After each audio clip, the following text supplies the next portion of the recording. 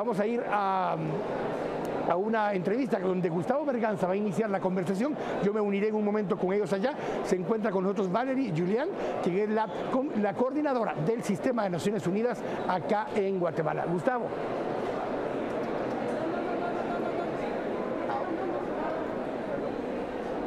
Hola, buenas noches. Estamos aquí con Valerie Julián, quien es la coordinadora residente del Sistema de Naciones Unidas en Guatemala.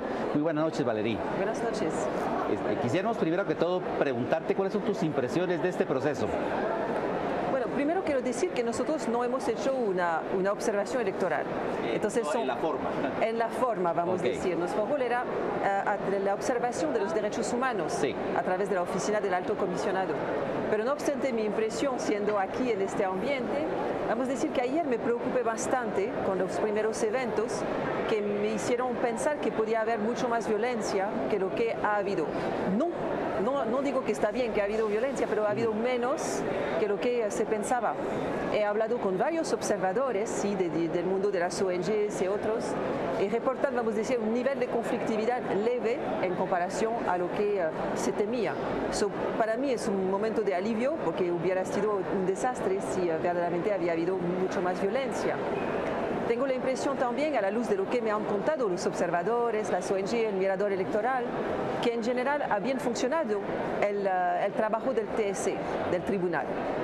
La organización estaba bien, la presencia de los presidentes en las mesas, etc. Entonces, eso también nos alegra, porque como comunidad internacional hemos apoyado el Tribunal Supremo Electoral. Entonces, estamos felices que las cosas funcionan. Pero obviamente todos los disturbios que hemos visto provienen de los partidos políticos.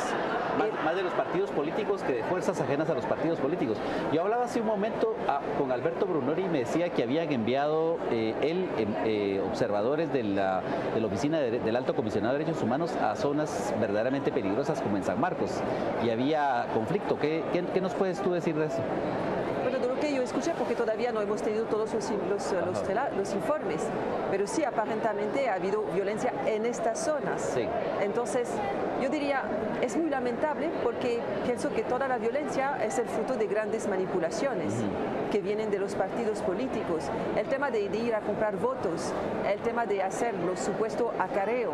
Yo pienso que infelizmente vemos que de un lado tenemos una ciudadanía que se ha comportado bien a lo largo de estos meses, que ha demostrado que tenía una ética de comportamiento, pero del otro lado tenemos partidos políticos que tienen una actitud que es poco democrática en su comportamiento, o por lo menos en unos lugares. Y eso es preocupante porque los partidos políticos normalmente en cualquier democracia deben representar a la población. Y en este caso yo pienso que hay un disconnect, yo no pienso que los partidos representan la población. Valerie, contigo hemos hablado varias veces de este tema, tú lo expusiste hace unas semanas en lo que fue el Foro Regional Esquipulas, y hay muchas tareas pendientes como Estado en general, no solo gobierno, como Estado. Estamos en un punto de poder entrarle a esos temas más profundos, en temas que tienen que ver con la desigualdad tan grande que tenemos, con la pobreza tan grande que tenemos y con una tasa impositiva, con una tasa de recaudación de las más bajas del mundo. Estamos en este momento, en medio de esta crisis política, en el momento de empezar a tocar esos temas y replantearnos el pacto social. Yo pienso que exactamente eso, estamos en el medio de estos problemas y no se puede bajar la guardia, vamos a decir, por parte de la sociedad civil que se ha organizado en su reclamo con el apoyo de los medios de comunicación. Yo pienso que con las elecciones es solamente una nueva etapa que empieza.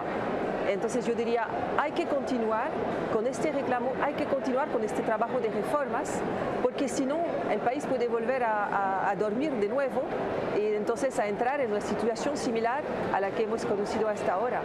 Yo diría, sí es el momento de trabajar sin parar sobre estas grandes reformas, empezando por la ley de partidos políticos, pero no solamente. Los temas de desigualdad requieren de tener un Estado que funcione de manera diferente, un gobierno que considera que tiene que invertir en su gente y no en otras cosas. Y eso va a necesitar primero que lo que se recauda no sea robado, sea invertido en los sectores sociales para permitir de tener una ciudadanía capaz de producir, porque toda la lógica económica que dice hay que producir, hay que crear empleo, ¿empleo con qué fuerza laboral? ¿Con qué gente? Si la gente no es educada, si no tiene la salud.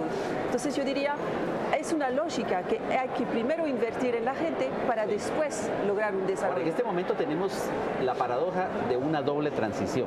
Es decir, no solamente un periodo de transición que se abrirá luego de que se resuelva el balotaje a finales de octubre, sino además la transición de un gobierno que reemplaza a otro que ha sido defenestrado de manera institucional.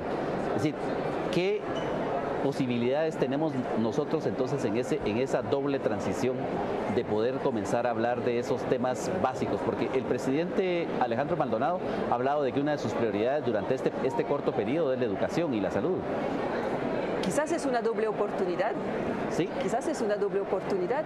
Primero porque hay temas pendientes que no se necesita de esperar el nuevo gobierno para hacerlo. Vuelvo a este tema de la reforma política, de partidos políticos. Eso no necesitamos de esperar la nueva administración para empujar el tema. Y yo diría, si el presidente actual quiere apoyar este ejercicio para que se apruebe en el Congreso, yo diría adelante. Y quizás hay unos cambios a hacer ya en el presupuesto, porque la administración que va a entrar con un presupuesto que es decidido ahora. Yo diría, quizás hay una oportunidad para la administración actual de vivir a la altura de las promesas y de hacer que en el presupuesto actual haya cambios, haya mucho más para educación y salud. Permítenos solo. Gracias, Catherine, y gracias desde Chimaltenango por ese reporte. Solo para que le aclaremos a nuestros televidentes, cuando ese esquema se da, son en una aldea en particular, dentro de un municipio, se anula la elección en esa aldea. Si no tiene incidencia en la elección del distrito o de la municipalidad, no se repite la elección. Si tiene incidencia por el tamaño de la aldea en la elección y por la diferencia que hay en el resto de la elección en el distrito electoral para diputados o en el municipio, sí se repite, y normalmente se repite cuando se dé la segunda vuelta a nivel nacional. ¿Por qué digo esto? Porque seguramente a nivel nacional el impacto de los votos de esa aldea es tan pequeño que no amerita repetir esa elección previo a la segunda vuelta. Hago esa aclaración para beneficio de nuestros televidentes. Si fuera algo más generalizado sería un poco más problemático. Valerie, hablábamos de lo que viene, de esta siguiente etapa, de esa doble transición que te preguntaba Gustavo. ¿Cómo logramos manejarlo también con una tarea que están exigiendo todos los organismos multilaterales, y es la transparencia? Que queden instaladas herramientas para prevenir la corrupción a partir de este siguiente gobierno. Yo pienso que primero hay que sacar las secciones de esta primera vuelta a nivel de trabajo que estamos haciendo en apoyo al tribunal. Ver cuáles son las deficiencias, qué ha funcionado, qué no ha funcionado, para asegurarnos que durante la segunda vuelta por lo menos unos elementos pueden ser corregidos. Aquí hablo de la organización. Después yo pienso que a nivel de las diferentes instituciones, pero empezando con el tribunal directamente, esta vez no necesariamente con nosotros, hay que también sacar lecciones de lo que ha pasado en términos de violencia, las intimidaciones a las personas, el acarreo, etcétera, etcétera, para quizás tomar unas medidas de prevención, pero también de información a la población. Y también, por ejemplo, las ONG han reportado que, por ejemplo, en las mesas había poca posibilidad para una persona indígena de entender dónde votar, cómo votar, considerando que no se hablaba el idioma en la mayoría de las mesas, en lugares donde hay una mayoría de indígenas. Yo pienso que son cosas que pueden ser corregidas ya, porque la segunda vuelta va a ser importante a este momento.